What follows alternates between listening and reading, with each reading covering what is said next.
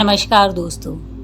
यह उस समय की बात है जब लोग सोचते थे कि नीची जाति के लोग सिर्फ छोटा मोटा काम ही कर सकते हैं। वह कला, संगीत या किसी बड़े पद पर कार्य करने लायक है ही नहीं। आज के समय में समाज में लोगों को उसके गुण के आधार पर न जानकर उनकी जाति के आधार पर उन्हें भापा जाता है। आज की कहानी भी गौतम बुद्ध की एक अछूत कन्या के ऊपर है। कहानी को स्टार्ट करने से पहले अगर आप हमारे चैनल पर नए हैं तो हमारे चैनल को पहले सब्सक्राइब कर लीजिएगा, और अगर आप भी गौतम बुद्ध के विचारों को मानते हैं तो हमारे कमेंट में नमो बुद्धाय लिखना ना भूलिएगा।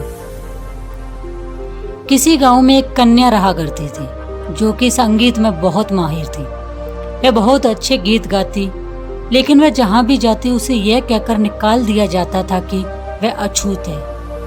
लोगों की इस तरह की बातें सुनकर वह बहुत दुखी हो गई। उसने फैसला किया कि वह इस गांव को छोड़कर किसी दूसरे नगर में चली जाएगी जहां पर उसे कोई जानता ना हो। एक दिन उसने ऐसा ही किया। वह किसी दूसरे नगर की ओर चली गई। उसने सोचा, यह नगर मेरे लिए बिल्कुल ही नया है। यहाँ मुझे कोई भी अछूत कहकर नहीं बुलाएगा। मैं यहाँ के राजा के दरबार में जाऊंगी। हो सकता है मुझे वहाँ संगीत गाने का मौका मिल जाए। वहाँ पहुंचकर उसे कुछ लोगों ने बताया कि यहाँ पर एक राजा का दरबार लगता है। तुम एक बार वहाँ जाकर देखो, हो सकता है तुम्हारा काम बन जाए। वह राजा के दरबार में पहुंचती है, और राजा के दरबार में पहुंचने के बाद वहाँ के मंत्री से बोलती है कि मुझे गायिका के रूप में यहाँ पर रख ले। मंत्री उसे राजा के पास लेकर जाता है। कन्या को देखकर राजा ने पूछा, तुम कौन हो और यहाँ कैसे आना हुआ? लड़की बोली, महाराज, मैं एक गायिका हूँ और आपके समक्ष एक गीत प्रस्तुत करना चाहती हूँ। यदि आपको मेरे गीत पसंद आए तो आप अपने दरबार में मुझे गायिका के रूप में रख सकते हैं। राजा ने कहा, ठीक है, तो तुम मुझे कुछ सुनाओ। कन्या ने राग दरबारी सुनाया। उसके सुर, तान और मुखिया इतनी लाजवाब थी कि ऐसा लगता था कि सीधा ईश्वर से संपर्क हो रहा हो। राजा ने कन्या से कहा, लाजवाब, तुम तो संगीत में माहिर हो।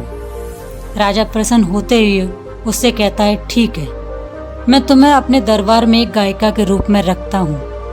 तुम्हें रहने के लिए कच्छ, खाने पीने के लिए भोजन और प्रत्येक माह की आमदनी मिलती रहेगी। यह सुनकर कन्या बहुत खुश हुई और वह खुशी से अपना जीवन व्यापन करने लगी। राजा के दरबार में एक दिन घोषणा हुई कि राजा के दरबार में एक बहुत बड़ा समारोह करवाया जाएगा।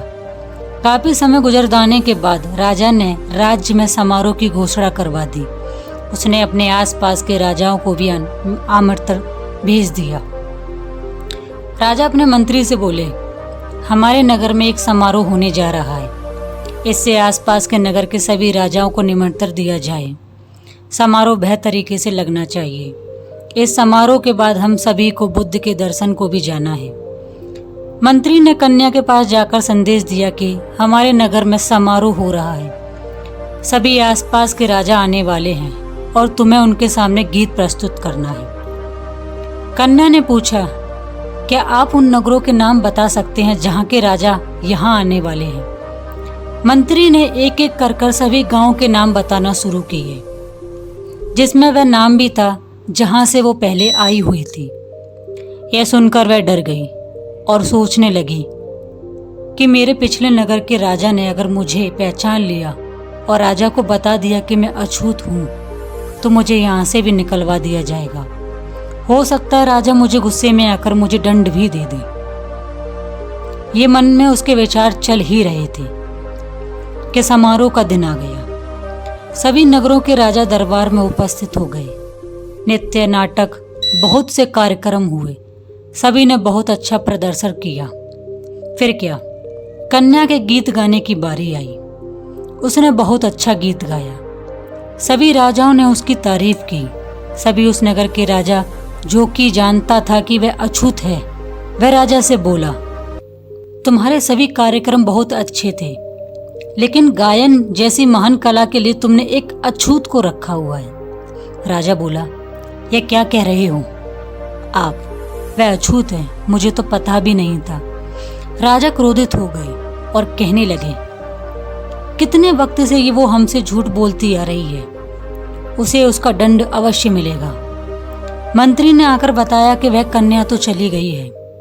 राजा ने अपने सैनिकों को उसका पीछे करने के लिए भेज दिया। कन्या कहीं जा रही थी और उसको खुद भी नहीं पता था वह कहाँ जा रही है। वह नगर से इतनी जल्दी आगे निकल चुकी थी और बहुत तेजी से भागती चली जा रही थी। वह बहुत हाँफ भी रही थी। रास्ते में उसे प्यास भी लगी। तभी बुद्ध भी अपने अनुयायियों के साथ उसी रास्ते से गुजर रहे थे। बुद्ध ने जब कन्या को डरी सहमी हालत में देखा तो वे कन्या से बोले, क्या तुम बहुत थकी हुई हो, दिखाई दे रही हो, और यहाँ सामने कुआं है, तुम यहाँ से जल पी लो और मुझे भी पिला दो। तभी वहाँ राजा भी उपस्थित हो गए। वे क्या देखते हैं कि वह कन्या भी उधर है और बुद्ध उससे पानी मांग रही है। यह देखते ही राजा बोल पड़े, हे महात्मा, यह कन्या मेरे नगर की गायिका थी, पर इसने हमसे अपनी पहचान छुपाई, और जैसे ही हमें पता चला कि यह अछूत है तो यह वहाँ से भाग गई। कृपया करके आप इस अछूत के हाथ से जल न पिए।